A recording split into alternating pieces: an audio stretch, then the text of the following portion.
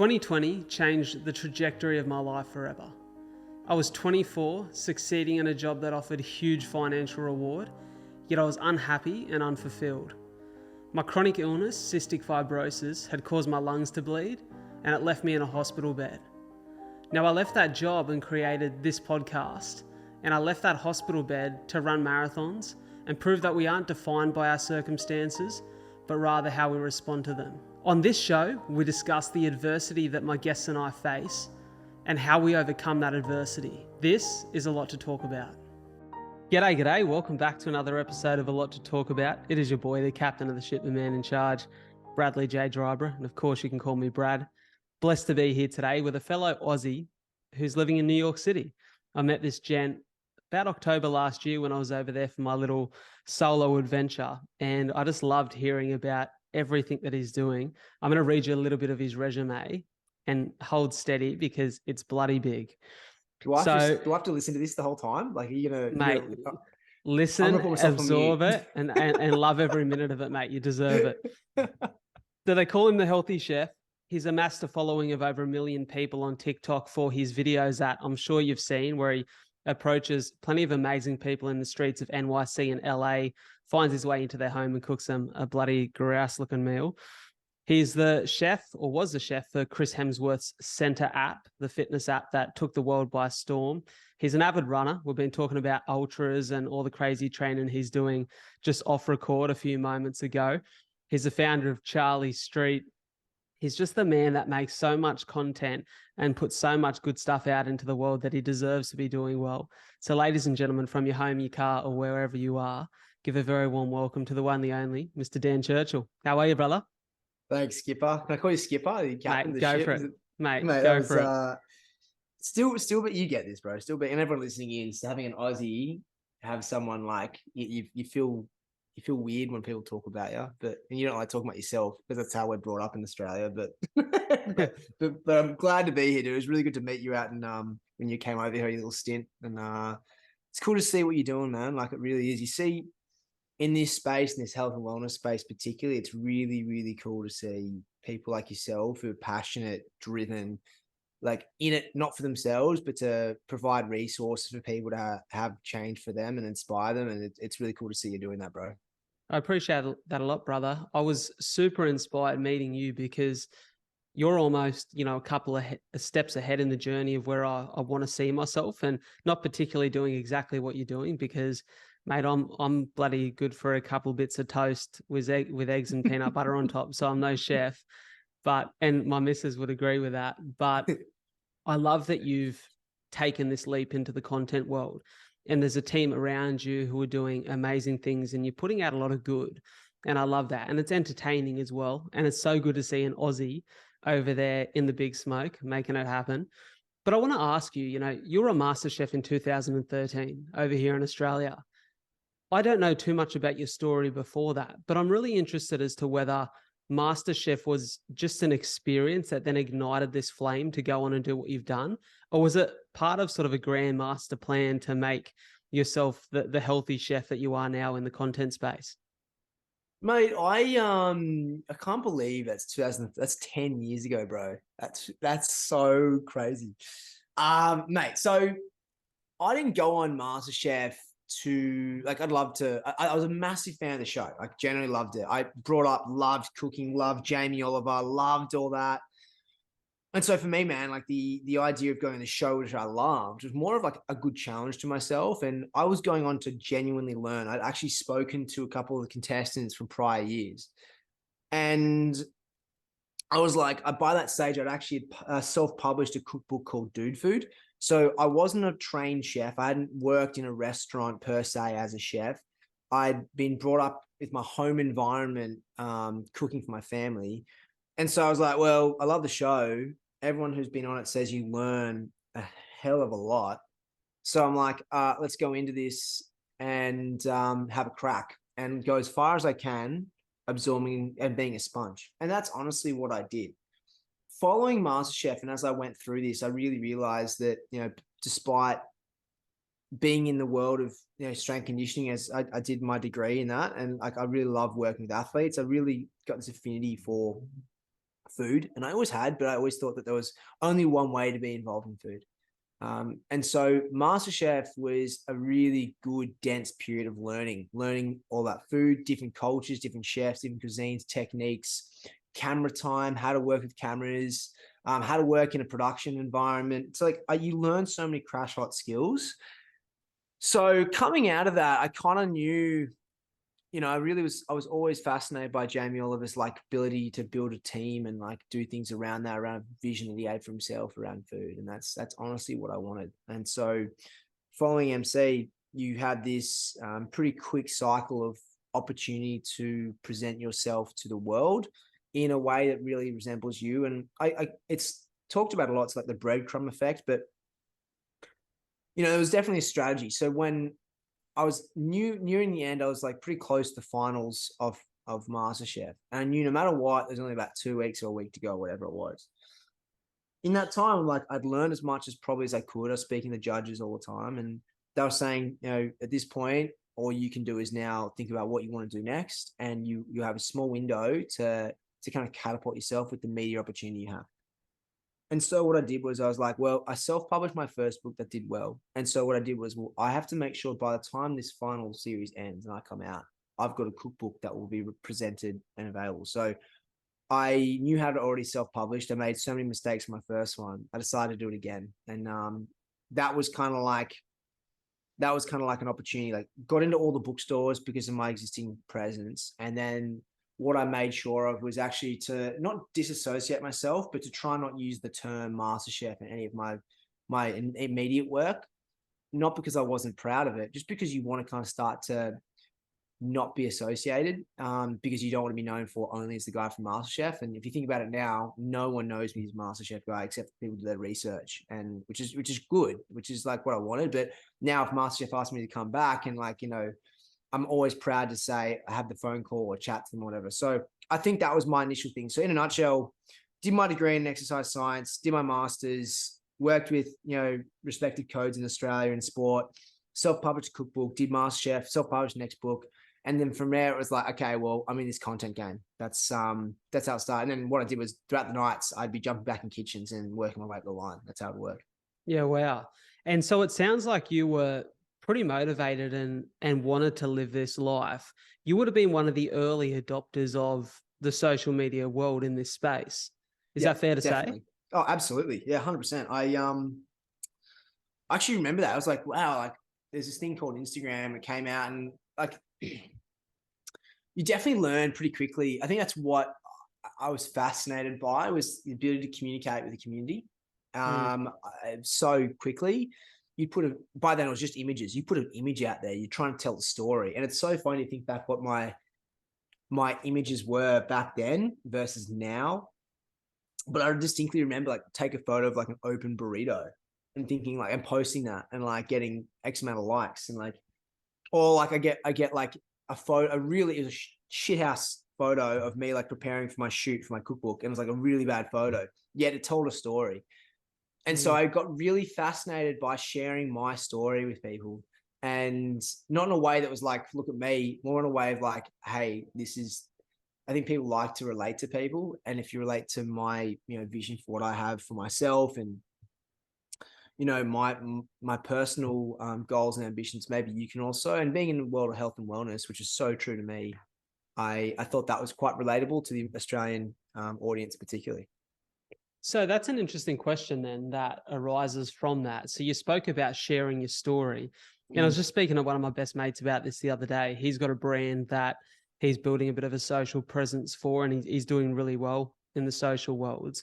And we spoke about the importance of having a narrative that is consistent and there for people to follow, as not so much just posting for the sake of posting, but allowing people to follow that journey. Now, I think about myself right now, and I'm very connected to what I see as my purpose and my direction for life. I wonder if you go back to Dan Churchill of 2013, coming off the show and starting to put out that content, what was your narrative, or what did you identify as your purpose in the world at that point in time? Oh, dude, such a strong question. And this is probably one of, like, I don't say luck, because I truly believe that luck is where, opportunity intersects preparedness. I say that all the time because when someone says they're lucky, I'm like, well, you had an opportunity to present yourself and you were ready to take it because you were prepared. But what I will say is I was very fortunate to know what my end goal was. And I've talked about Jamie a couple of times, but I didn't want to be Jamie. I knew that I could be a version of what he represented from an Australian, a young bloke, passion behind food, more in the health space. And I'd see what he had paid for himself in a category. And it was such a fortunate thing that at such a young age, I knew what my end goal was. Because people get to like 40 and still don't know what their end goal is. 50 even. They're like constantly working towards something they don't know what it is, where it'd be like hitting a financial goal. For me, I wanted to get to a position of notoriety to have positive impact on the world. And I saw food as my tool to do that. So whether it be getting to a position where, I have a number of followers that has an influence on the way the government decides the nutritional label should be, or being able to, have enough passive income that I can fly to a region of the world that is subpar in education around ways to cook and learn and the skills to cook, as opposed to just providing food for those places. So I knew that I was brought up by my mum and dad and my two brothers to have a heart that really wanted to have an impact. So if you gave me that power, I was going to use it for the greatest good ever in my field. Yeah. And so I knew that at such a young age, and it's such a blessing, because all I had to do, and I say this all the time, knowing what you want at the end means all you need to work is how to get there. If you go to the gym and you haven't set yourself a plan, you get to the gym and you mosey about, you may do the same workout you did a couple of weeks ago. You may jump on the chest press. You may start to do some flies. You may do the same rep scheme, but you haven't set yourself a plan. If you go in there with a plan and you say, I'm going to do these 8 exercises, 2 which are going to be supersets, I'm going to make sure I do 60 seconds. You will come out of there once you finish that so excited because you've achieved an end goal. And the same thing applies to me in life. I'm so excited because I'm continuing to work towards my end goal, meaning anything on the other side of this lateral movement, if it's not within my path, I can just say no to it. Mate, I love that so much. And I love that you strongly identify with an answer to that question, because probably not so much a problem back when you started in this space, but I see now with the prominence of social media, especially a world like TikTok where anything can go viral. I think a lot of people come into the space, make content without a plan or without a purpose or goal in mind. Something blows up, and it may not be something that's healthy for them to pursue, but if it blows up, they attach themselves to it and they find themselves 5 years down the line with this disassociation with purpose or understanding of what they need or want to live a happy, content life. And I think the fact that you've identified with that early is something I recommend to everyone I speak to who feels a little bit lost in life. Like, I'm no guru, but what I know from my own personal experience is the minute that I attached myself to a life purpose or what felt like a meaningful pursuit to me at this point in time, the quality of my life just significantly increased. Tenfold. Absolutely tenfold. And it's so funny you say that, dude, because there's people I speak to in this world, like, I just got my silver button, right? My friends, some of my friends who have millions of have got the gold one.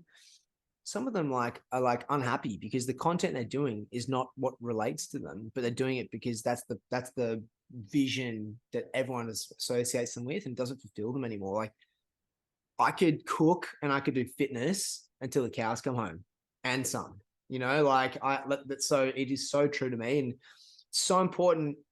You talked about narrative, which we'll come back around on. You talk about authenticity and being true to you. It's so important that you do something that's, achievable, but also more importantly, that is related to you. Because if you don't, particularly in the personal brand world, we all have a personal brand. You don't have to have a profile on TikTok, Instagram, or YouTube to have a personal brand.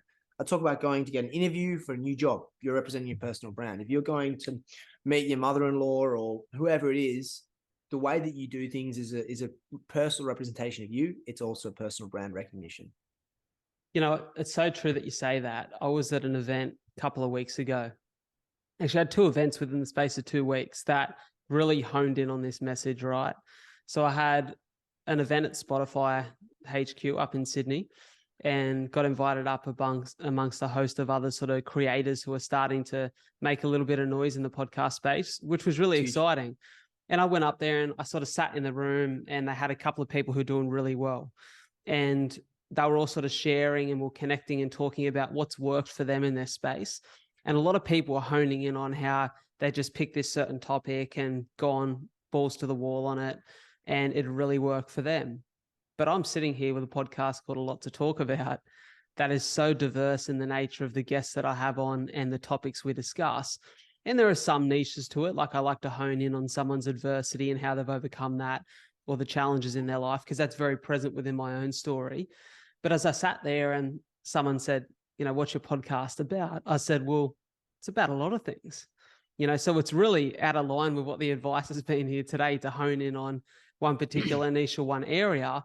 And I understand how that's really important. But for me, I don't think I'd enjoy it as much if I had a specific type of guest on every week.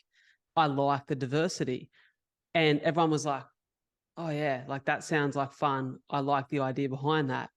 And I think that's important, because if you stray from authenticity, it'll move in a direction you don't want it to go. And then that message was honed in the week later. I was at this speaking event at Luna Park. It's called Humankind. Unreal event. Like we had speakers from all over the world. Wim Hof was there, Scott Galloway, just incredible people, Jim Jeffries, comedians, performers, speakers, people from all walks of life. And I was lucky enough to speak there on the Thursday and the Friday. And as I was sort of speaking, it was really fancy at the moment. I don't go or eat anywhere fancy or go to anywhere fancy because I'm saving my coin, right? But we had like these little VIP passes that made us feel special, and you could go in and get like a free lunch in front of the Opera House and the Harbour Bridge. It was beautiful. And in this like sort of green room, VIP room section where all the speakers and performers got to go, you'd meet everyone. And as you're meeting people, so many lovely people, but there were a few people for me who, were there and they've got online presences that say they're this person, but then the way they treat the staff or the security on the door was bloody appalling to me. And I said to my partner, I said, that makes me upset, because everyone here is here to do a job. And without those people who organize the event or hold security on the door, this doesn't go ahead. We don't get this opportunity. And just because they don't want to be a speaker doesn't make them any less of a person. It just makes them someone who's trying to do what we're doing. Pay the bills, go home, create a life for their family, be who they are, to be authentic. And for me, it really honed in on the importance of knowing who you are and knowing the values in which you want to live your life by. And I think when people don't understand their values, it's hard for them to carve any sort of authentic identity. And I can imagine that you would see that in the content world. Dude, I'm a very patient person, as my brothers will attest to, and my girlfriend will as well. But there's something I just can't. I've got a very short fuse for entitlement. I really struggle with it. I can't fathom in this world, the social world, how because you have a number to your name, it makes you a better person than somebody. And I think that's really unfair. Like, I really think anybody has, again, back to personal branding. It doesn't matter how many followers you are. Just be like, whoever you are, you represent yourself. And it comes back to white people. It really does. But the biggest thing I think about this after is like, it's actually really fun, not even just easy. It's really fun to be nice to people. If you have a conversation with the person at the door, unfortunately, they don't get the attention they sometimes, deserve. But if you have a little conversation with them, other than, hey, how you going? Thanks for having me. No, go and actually have a little conversation. They will either remember you, and not for you, but they'll remember you and you put a smile on their face. And you never know how they'll come back dividends later, not even for you, but like for them, their family, go home to like having a happier moment in their life. And I just find that, like, why is it so hard for people to be nice to people? And I actually just really enjoy it. Everyone's like, you're so nice all the time. Well, I'm not always. Like, I definitely have my moments and things can get frustrating, but two people who are generally respectful and understand like the lack of entitlement, no entitlement, all that kind of stuff. Like, I'm so nice. Like, my mum and dad open the door for people, stay on the inside of the road for ladies, look people in the eye when you give them a handshake. Make sure you're actually asking more about the person than asking about you, like little things, and it goes a long way. But all that part of your personal brand in this world of social media is like, if you change, your friends, and you want like you'll get your people will tell you. The people who care about you will call you out, which is I think another amazing thing as you grow in this world, dude. Like as you continue to grow, your friends will call you out. It's like, 'cause you're from Wollongong, right? Yeah. So you're from a small town outside of Sydney. When you get to the big smoke, all of a sudden your friends will start giving you shit for no longer seeing them because you're now off doing your thing. And that's okay. But all your true friends will be really stoked for you. But when you come back, and they're the ones that will be like, okay, mate, it's so stoked. Just letting you know kind of shit that you like bailed on me last minute, even though I put time aside because your time's more respectful that you think. I just want you to know I care about you. And that's how I felt. That's a true friend. So we're going on a 100%. tangent. We're going on a tangent here, but all I'm saying is like, this world has taught me a lot, taught me about, how bad entitlement can be. Also, more importantly, taught me who my true friends are. I love that, man. It's so important. And I think regardless of what stage, age, part of your life you're in, it's so important to keep people around you that can be honest with you. You don't want Shento. yes men. You don't want yes men in Shento. your life. So, Absolutely not. mate, I That's want why to you get a ask. girlfriend that always challenges you to in the right ways. She puts up with a lot of shit. Get me right. She's like, Yeah, I'm a so like, does mine. yeah. I just need to put that on record just so she knows I talk about it as if I'm a bad human. I love it, man. I love it. Talk to me about some of the challenges that you face getting into this space, because in all honesty, I'm facing a lot of these challenges now. I left my job 3 years ago because I wanted to pursue something that I was passionate about. But with that, this doesn't pay the bills immediately.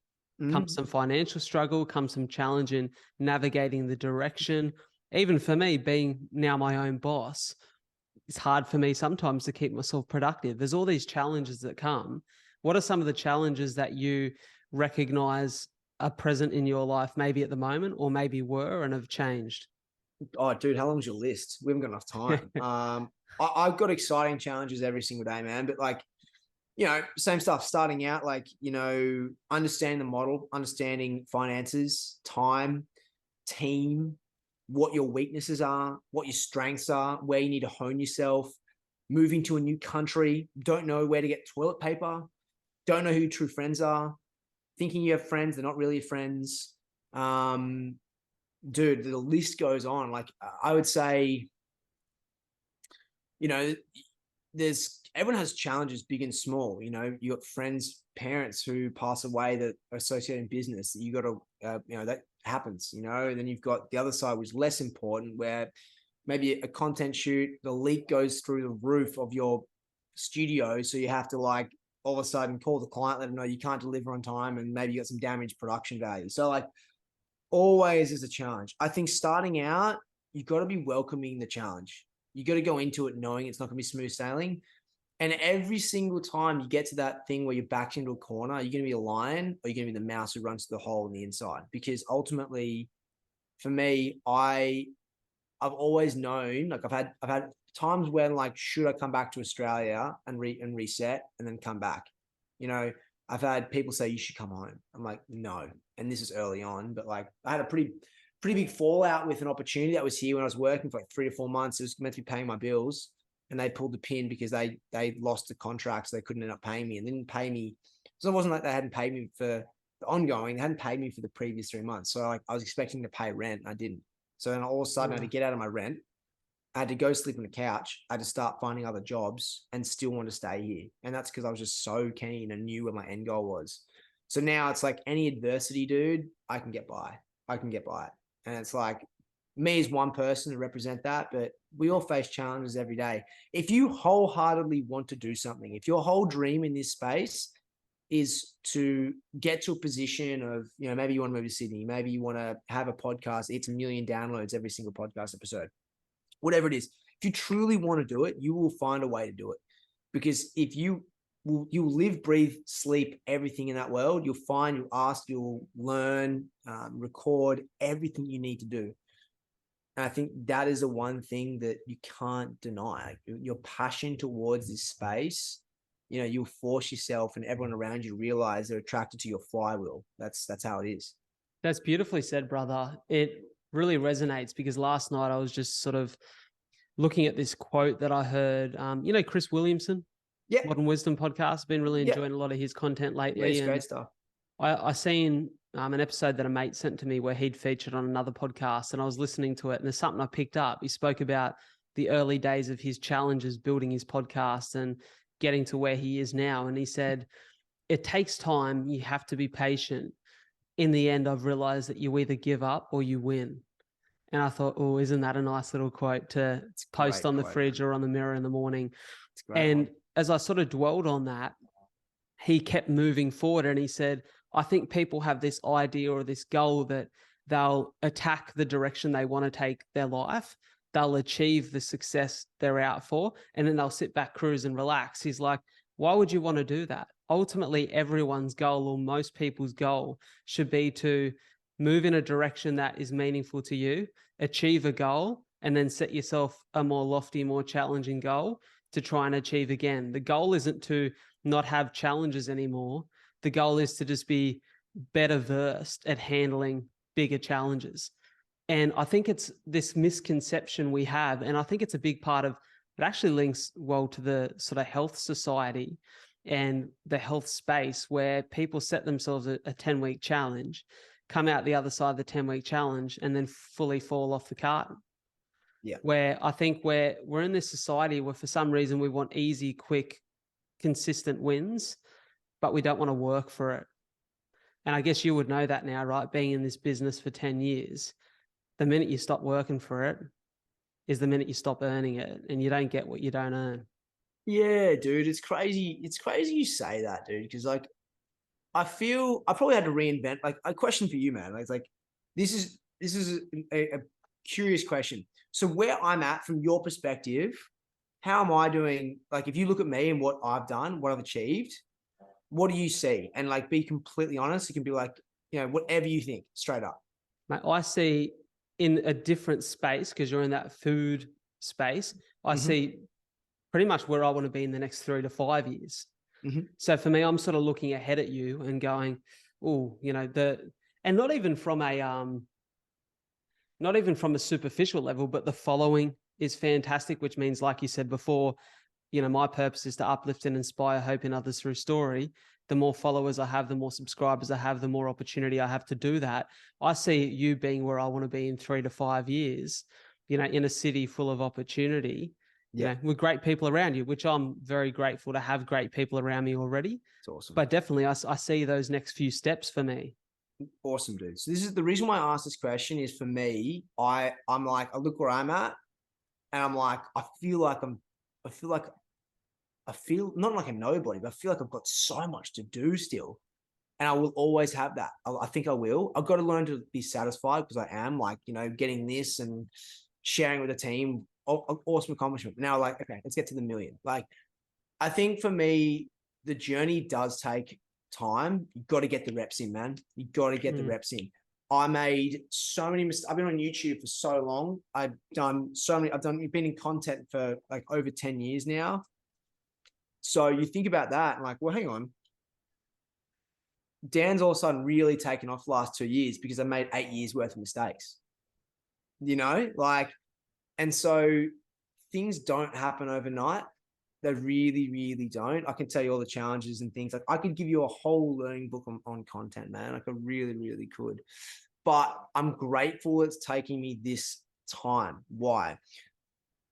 I know why these things have worked. I also know why they haven't. Unfortunately, the way with like YouTube shorts and TikTok and some of these reels, people have been brought into this world where they get millions of followers of a very short span, haven't had the challenges to learn, one, how to overcome adversity, and two, how to actually analyze why the business is either succeeding or failing. And I'm grateful that it took me 10 years because like you, bro, this is the rest of my life. So like, I think it's so important that people don't think be actually more okay that it takes longer because you want to be able to absorb things, learn, make mistakes, learn from these experiences because you'll learn to overcome that adversity and know how to apply it later. It's such a good point. I actually said to my partner a few weeks ago, talking about where I want to be in the future, what the goals are. And I said, you know what? Had 2 years ago, like I've been doing this for 3 years now. Mm, I said, if 2 years ago, out of nowhere, the podcast just went crazy, and all of a sudden I had 4 episodes to film a week, a production team to manage, editing to manage, a schedule that's all over the shop, I don't know that it would have been able to handle it and actually capitalize on the opportunity. And yep. sometimes once you miss that opportunity, it can take a whole reset to get back there again. I think the gradual nature of how this has grown over the course of 3 years has allowed me to do exactly what you just said: learn on the go, learn from the mistakes, understand myself better, develop more as a man, and be in a position where I truly believe where if this took a major step tomorrow, I'd be mentally, physically, emotionally prepared for what's next. But I don't think I Dude, would have been 2 years ago. that's so sick. Yeah, like, dude, look at business. Sometimes businesses grow too fast. A lot of the time Mm, they do. Look what happened in the last 3 years in yeah. business. You had all these companies who face significant valuations, tech specifically, and they hired a whole bunch of people. They continue to grow. And as a result of a few things, like some of the systems didn't work because they couldn't onboard them quickly. They didn't have the ability to have the bandwidth to actually solidify the foundations of their initial core beliefs. And then they go bust because their initial service or product they're offering couldn't be offered. And then also the valuations are far gone. So like the same thing applies whether you're a massive company or you got your own media, small company. You know, it's so important you don't grow too fast unless you're a genius and you know exactly how to apply all the things that you've talked about without any experience. Because the reason why we got, you know, 1 million something TikTok followers in a very short span was because I saw the writing on the wall that I had to get 2 editors very quickly to back up my creative, and also set up a system in place that we can create content very quickly and turn it around.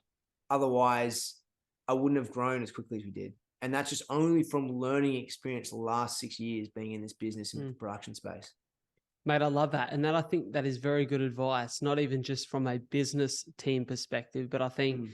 I recognize now that at 26, going on 27 very soon, and moving into a space that is starting to become a little bit more successful for me, starting to provide a little bit more opportunity, that right now, even when I don't need it potentially, is the time to create a team environment surrounding that supports where I may be in 2 to 5 years' time. Dude, it is crazy. If you here's an exercise for you. If you sat down, wrote out in a week all the things that you need to do for the business, like you specifically, and then think about all the things that you could delegate. So we'll do a quick exercise. Do you need to write emails to brands right now? Probably, because they like you, right? Yeah. Right now. But you can eventually coach that. Do you need to be the ones doing interviews? Yes. Yes. Do you need to organize the interviews? No. Do you need to edit the videos? No. That's eventually something you can outsource, right? Do you need to do team leadership? Yeah, probably good for you to lead it. Do you need to organize that? No. So you start to think about all the things that over time you can delegate. Why? Because you need to be Brad. Like at the end of the day, you need to be you. Mm. There's only one you. And so you need to free up all your time to be you. So at the start, you do everything. Then you start to think about the first stuff that you can take off your plate that will give you more time to grow the business. And it may sacrifice a bit of income for you, but the long-term opportunity, it's like people are like, oh, I don't know how to do this. And the first thing I need is like, be okay. Okay, first off, how much do you need to annually to live? And like they tell me, I'm like, well, are you making that? Yep. Okay. Well, can you, sacrifice 20% on top of that you may be already earning to give to someone else? Like, yeah, great. Put that aside. Because if you can live off this, you're investing in yourself by putting this aside to someone else to help you grow your business. And that's honestly what's happening. Mate, Invest in yourself. great advice. I love that so much. And I'm excited to start doing that in my own life. Huge. I want to ask you, you wake up one morning in beautiful sunny Sydney, the Mm, sun's rising over the mm. water, you know, the beach is at your doorstep, you're out for a run, the climate's amazing, but then you make a decision to head to the big smoke, to NYC. I want to ask you what inspired that move. I want to ask whether NYC was the first option, whether it's been the only option. Talk to me about that journey and what inspired that change. Dude, this is such a cliche to say this. It was never a case of if, it was a case of when. I was fascinated by American culture, fascinated by movies, sport, entertainment, but also I felt that there was, with the small amount of population we have in Australia, I could definitely get to where I want to be easier, but I knew that I wanted to impact the world. And I felt like I had to be in a place like New York City for that to happen, or at least America. And the reason why I chose New York over LA was because I grew up on the beaches of Sydney and I needed to see if I could do something different, which was a lot different. So, man, simply put, I wanted to impact the world, and I thought at the time I couldn't do it from Australia. That's a good answer. I like that. I was listening to Scott Galloway the other day, who I believe is a New York resident professor at NYU, and I heard him say a piece of advice for people within their 20s, 30s is move to a big city. It's better to be a small fish in a big pond than a big fish in a small pond. Yep. And I like that. And I've often thought, and we have these conversations here at home, if great opportunities pop up in the speaking world, for me, the podcast world, speaking something I'm really passionate about. And I was actually bouncing a few messages with Seb Terry the other week. Seb's a good man, Aussie over there doing really well. That's awesome. And he's sharing his experience of, it's potentially a bit easier to blow up in Oz. But once you do have the attention, the recognition, and the reputation, to be over there in the big pond is really fruitful. And it's interesting to see your journey. I wonder, you're in the space now where you're continually building what you're creating. Is there a point in time where you think it may be time to step away from the big smoke? Like, is there potential future family plans where maybe being back in Oz or being somewhere a little bit quieter and slower in America is potentially an option? Mate, it's so funny you say that. Like, it's obviously a huge talking point between my Aussie mates over here. Is like, how do we raise kids in New York? Like, I grew up with, my parents were never rich. They're quite, we had massive debt. But we lived in the Northern Beaches in a okay house. It was actually terrible, but we lived in the Northern Beaches, and I was grateful. I was able to. I lived on a hill called Big Old Plateau. Could ride down in about 12 minutes to the beach. I played rugby for Newport.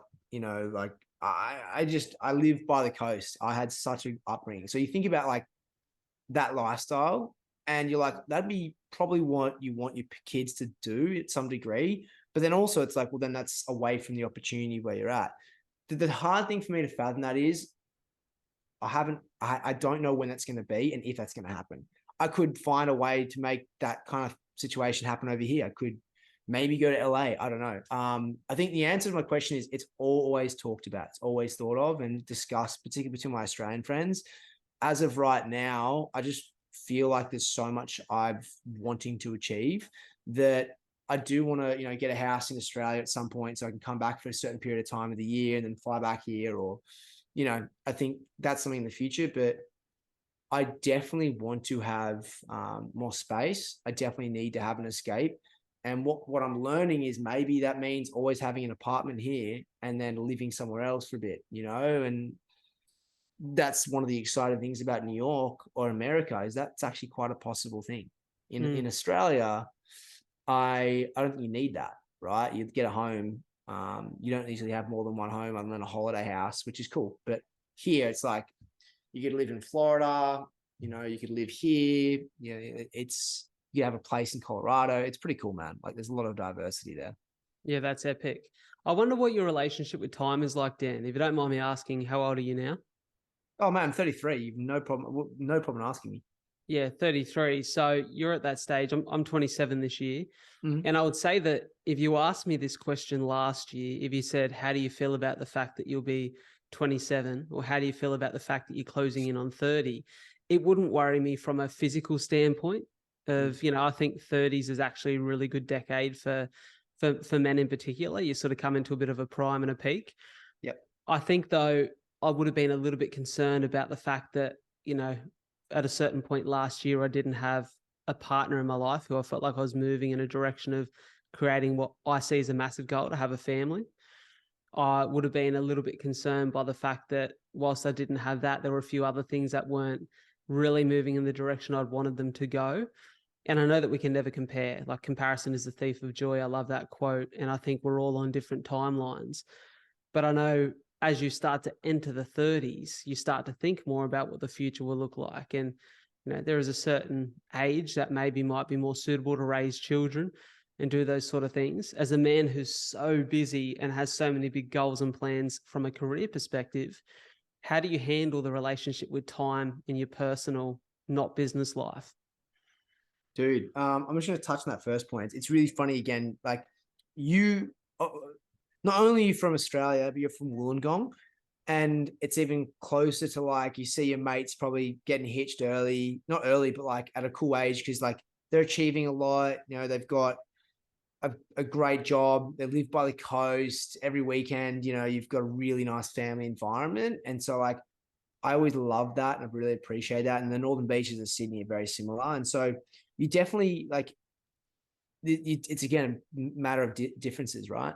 So then here, people, I wouldn't say they're more ambitious, but their opportunities to do things are prolonged given the amount of time it takes to achieve certain things, and also that there are further opportunities here than there are in America, in Australia.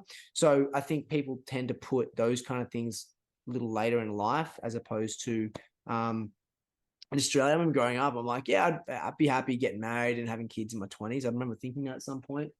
And then I'm like, whoa, I'm like 30. I'm like, I've got so much to achieve. Yeah. So, but be that as it may, family is so important to me. Both my parents, my brothers, like on that, there's that side of it where, I don't get as much time as I want with them. I really don't. I'm constantly thinking about my mum and dad all the time. My brothers and I, like, growing up, we couldn't be more, I wouldn't say hated, but like disliked of each other, just because you're living with your brother on the roof. And I'd classify them as, if not my best mates, just because they're true friends, but also Yeah. just like we all get it.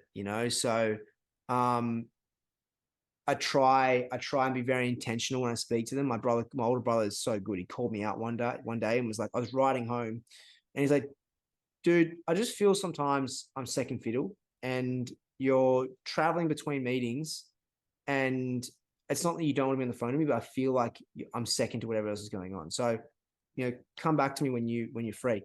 And it was such a good wake up call. And I'm like, fuck, he cares about me so much to say that. So that's a perfect example of a true friend and a brother. So like from now on, if I'm speaking to him, it's like, hey, dude, like I want you to know that I'm going into this meeting. I've got 2 minutes right now, but all I want is 120 seconds with you. So like, just intentionally, be really intentional about it. So you'll learn a lot from that. My parents are getting older. Obviously, I want to see them as much as I can, so I try and set time aside for them. And then you got my family here, which is, my partner and Maverick, my dog, man. Like, dude, crazy. I always wanted a dog growing up. Always wanted a dog. Dad never let me. Obviously, one, it's an extra mouth to feed. Number two, the house wasn't in the state to look after dog. Number three, Dad didn't think that the kids look after the dog. Mum would. But now I've got my own dog, and the thing about man's best friend is it is underrated. He's my little bro. He was sitting up here before. I discipline him. He hangs out with me. He fist bumps with me. He wrestles with me. I love him. And obviously, Milena, my girlfriend, she she's so driven herself and super inspiring. She's got an amazing story. So for me, with her, I always want to spend more time with them. The battle that we have, and this is probably one people have a lot, is like you've got one driven individual, another driven individual. So your ships in the night, we both travel. So it's so important that you put time aside to actually be like, hey, I want to hang out with you.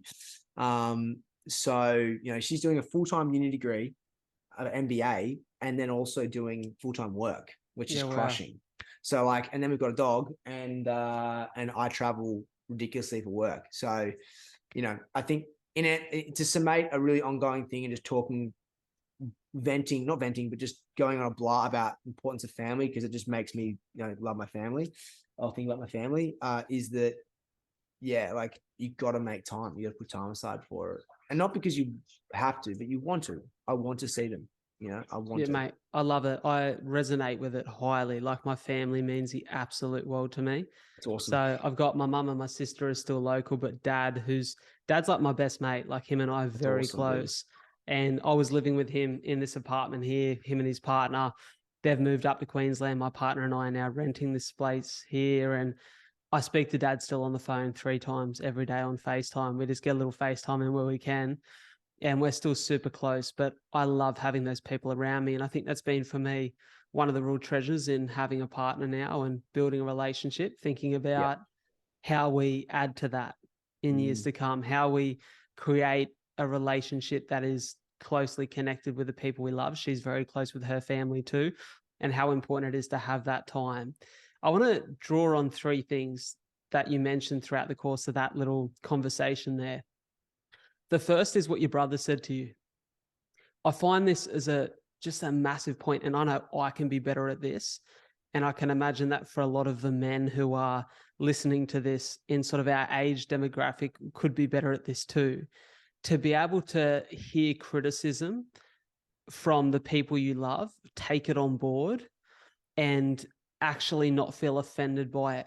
Like it's such a skill to not only be able to give loving and honest feedback, but to hear it and take the advice on board. I think too often as men, we can be too stubborn when we hear something that we don't like to hear, and we can just even dig our heels in more. I think your ability to hear those messages, and you've mentioned things similar to this throughout courses of the episode today, and I think your ability to hear feedback, take it on board and process it is a real skill. Yeah, man. I think you're only as good as your last mistake, man. Like, really, you have to be able to. That's what I said to you, dude. Just be a sponge. That's all I wanted. I wanted to learn, and learn includes feedback. I made so many. I cut myself so many times chopping onions. Cool feedback. That's. It's also like it was a massive learning for me to be able to do that, because I grew up. My dad's super stubborn man, and always right. And dad's kind of love was, and I think a lot of blokes, particularly in Australia, relate to this, not emotional. His love was taking me to rugby every weekend, which is a love, like it really is. And I'm grateful. He also never like said I couldn't do anything, never said you couldn't achieve. He always supported me, but he never made it easy for me. Made me pay for things when I was younger that, most people wouldn't have to pay for, but I respected the understanding of earning my way. And he also like taught me things I didn't want to do. Getting criticism is like telling dad what to do. He's actually gotten a lot better. But like telling my old man, like, hey, this is something you should think about. It was really hard for my brothers and I to do. So I remembered I didn't want to be like that as well. Like I want to be able to learn from it. And so when my brother, especially my older brother, tells me that, he's coming at it not from a way of giving me shit. He's coming at it away from love. He's like, I want you to be a better person, so I'm telling you this right now. And if I have to be the person that looks like the bad person to let you know so you don't do it to someone else, sweet. Which means that he's someone who actually gives a shit, because I've probably done it before and no one's had the balls to say anything because they didn't want to hurt my feelings. But, that's so important, man. You have to be able to take criticism. Take that breath. Like, honestly, when someone's getting like, he wasn't even fired up. He was actually really mature. He's like, hey, man, just want to let you know. And just learn to take a breath. Go. Because if you take a breath before you lash out, before you get fiery, it gives you that time to think. Firstly, the breathing drives oxygen to the brain, allows you to actually take on board and make an intelligent decision about what your next step is. Yeah, I like that. That's good advice. The second thing I want to mention is you spoke about little Maverick. Yeah. Firstly, I want to ask what breed Maverick is. Oh, dude, he's a... Hey, Mavi, come here, bud. We're going to get a dog reveal here. I'm excited for this. He's going to come. Mavi, legend. Come here, bro. He's a German Shepherd Black Lab Rottweiler super mutt. He's got like all the manly dude, and he's such a little bro. Hey, bud. What's going on, dude? Come here, buddy. Come here. Come on. Come say hi. How Come old say is he? hi. He's about 2 years old. This is God, him. he's a big unit, isn't he? Yeah, he's about 70 old. He's about Oh, look how 40. cute. God, he's cute as. Yeah, he's awesome, dude. Look at him. He looks like a So, lab, doesn't he? he's got very dominant lab. He's got pockets of like the Rottweiler brown tinge. Yeah. And then his back legs are a lot like a German Shepherd, you know. Okay. He's a hybrid model. Yeah, he's a super hybrid model, man. I love it. He's got a heart. He's got a heart like nothing else, and he's wags at everyone. So loving. Like he cuddles with me. He wrestles with me. He's just woken up from a nap. So he's super passive. I've got his spot, and he's gonna fall off the couch. He's gonna love that. You know But what yeah, I love man. about dogs, man? What's Dogs, up, bro? for me, I've had dogs my whole life. And my little dog just a couple months ago moved away with my old man and his partner Oh, because he's got no. a yard up there. So it's Yeah. killed me. I got a little Jack Russell who I love dearly, Oh, Hunter. dude. But the thing that I've learned with a dog is the skill of unconditional love. Yeah. Understanding that even when things aren't going your way, that you can still be happy, you can still love the people around you. And it's also the discipline of looking after someone who isn't yourself, which I think a lot of young people need to learn and understand that discipline. Something that for Mate, me it's was a so massive learning huge. curve. Dude, yeah. It's like giving time to someone else. Like, Yeah. it's crazy. And yeah, how smart are they? When you're upset, they lick you. They just know. Yeah, they know. We were talking about, my partner and I were talking about this last night. We seen a video of a service dog on Instagram helping its owner who had like a bit of a health episode. Sure. And they're such amazing creatures. It's The so other thing I want to cool. mention, man, you spoke about your partner, who I had the pleasure of meeting her when I was over there with you. And she's just such a gem of a human. You can tell, such a caring soul. I'm very lucky, man. I can imagine, and this is for me, has been the biggest learning curve through having a partner the last couple of months, because I was single for most of my life. Just never really found anyone that I connected well with, and finally found my person. And it's been the most amazing, 5 months of my life. I've loved it so much. It's awesome. And the Bro. thing that I've learned through having a partner is that it's like having a partner is like the ultimate mirror where you can reflect back on the things that you need to improve on as a human being. Because sometimes I get a little bit snappy because I'm so used to running on my own schedule, or things get stressful. And normally when things get stressful, it's just me in my own world dealing with it. I don't have someone else to think about in that time when things are becoming a little bit overwhelming. And having a partner who's made me more conscious of the way that I act, react, think, the way that I spend my time, the way that I give my attention has made me such a better man, in my opinion. I hope she can say the same. I'm sure she would. But do you resonate with that? Oh, mate, absolutely. I think every bloke listening in today they'll admit two things. They'll laugh about their misses, but they'll also know how fortunate they are to be the guy to call her, his lady. And they test us, they challenge us, and we do exactly the same things to them. And I think you noted it. You've been single for a long time, and a partner is meant to make you a better person. And also they're meant to, just like your brothers and your true friends, they're meant to bring things out, to be honest with you. Your mindset for so long was me. What do you want tomorrow? Whatever I want to do. What am I doing tonight? Whatever I want to do. When am I going for a walk? Whenever I want to. Now it's like you have to think about other people, which is how you have to develop as a person. And unless you want to be single for the rest of your life, which is totally fair. Some people do, and that's awesome. Having a partner is a partner. It's a partner for a reason. It's called a partner. And I was like you probably were brought up a little bit differently to the way Melina was. And so I learned that maybe there's things I can help her with. And there's tons of things she helps me with. But yeah, man, like I think you gotta have the maturity to be like, okay, I'm not the perfect person in the world. I'm far from it. And this person who I care and adore is going to be the one that I want to help me on it. You know what I mean?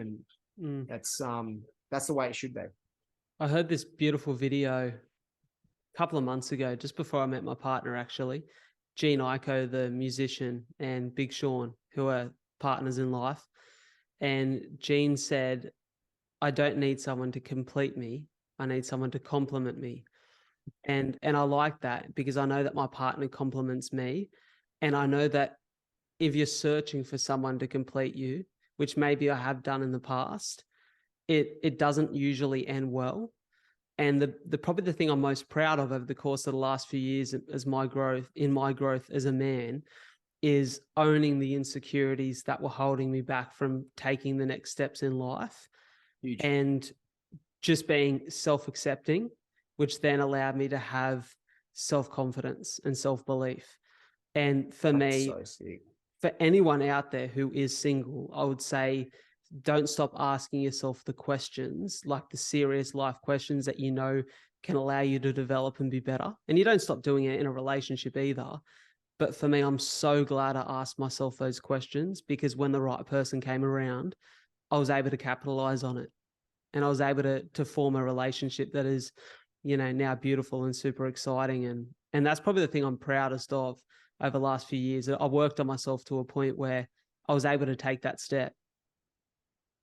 That's awesome, dude. Thanks for sharing. It's super vulnerable too. I think it's such a beautiful thing to a young man to be able to do and inspire other people to be okay with that kind of stuff. I think it's one of the healthiest things ever.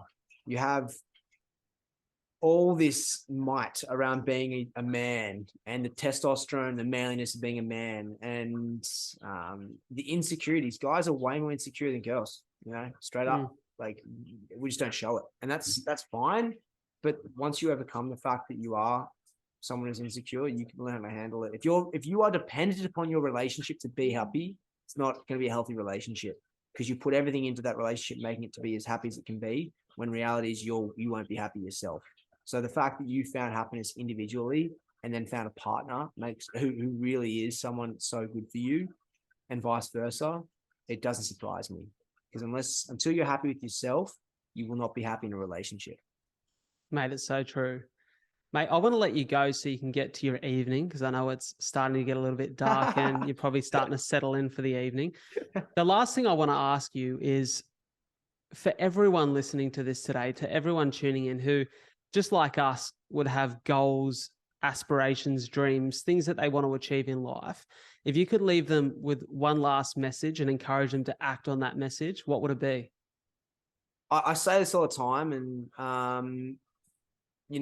live by this phrase, to control the controllable. I talk about that a lot. I had some goals this week for my own team. It was like not actually controlling the outcome, but controlling the actions that could impact the outcome. You can't control, if you're playing footy, what the 14 other people do on the football field. You can control what you do to put your team in the best position to do the best thing on the football field. Same thing with work, same with your partnership, your relationship. And so I think that's something I've lived by. The second thing I also do is, when I get up in the morning, I say this word in my head. It says pioneer. And every time I've done something and seen success in an inflection point in my career, it's because I did something that was different, true to me, but completely different, and did it first. That's what a pioneer does. And so if you're thinking about copying and being a sheep, there's nothing wrong with that. There's plenty of market share or category for people in every space. But I would say that if you can pioneer a space and be the king of that category, it will pay dividends. It may take a little time to get it going, but if you do, it's a big win. So control the controllable and pioneer. Mate, I love that so much. I'm firstly a massive supporter of everything that you're doing on a business content level, but I'm now a massive supporter of you, the man. I feel like today's been a great opportunity for me to get to know you a little bit better after our initial meeting last year. And mate, I'm so excited by everything you're doing. I love seeing an Aussie win over in the Big Smoke. And mate, I just love being able to connect. And I take so much inspiration from everything that you're doing in a business world, but also in the running world. I know you don't recognize yourself as a runner, but you're doing some amazing things. I'm looking forward to following on, and I'm hoping that in the not too distant future, I can get back over there to the Big Apple and run New York Marathon with you and the crew. Mate, that'd be sick. Well, mate, you keep doing what you're doing. You're legitimately inspiring so many just through your vulnerability, your honesty, openness. If we have more young blokes like you in the world, it's going to be a very, very positive future. So, mate, keep being epic, dude. Honestly, Mate, you're too just keep being kind. epic. You're too kind. I'm going to make sure that all your details are in the show notes, so everyone who's enjoyed today's episode can go ahead and be a supporter of Dan Churchill. Ladies and gentlemen, thank you so much for listening to this episode. Dan Churchill, thanks for being here, my friend. Cheers, brother. Appreciate it, my man. Thank you so much for tuning into another episode of A Lot to Talk About. It means the world that you guys are in my corner, that you continue to listen to the show every week. And if you could do me a massive favor by following the podcast on whichever platform you listen to it, and sharing this episode in particular with just one friend that you feel would benefit from it, that would mean the world to me, and it would help the show grow. The more the show grows, the bigger the guests we get on, the more that we can do, and the more we can share and support you guys, the listeners, the viewers of the show. Before I go, I want to pay my respects and recognize the traditional custodians of the land on which we meet and record this podcast.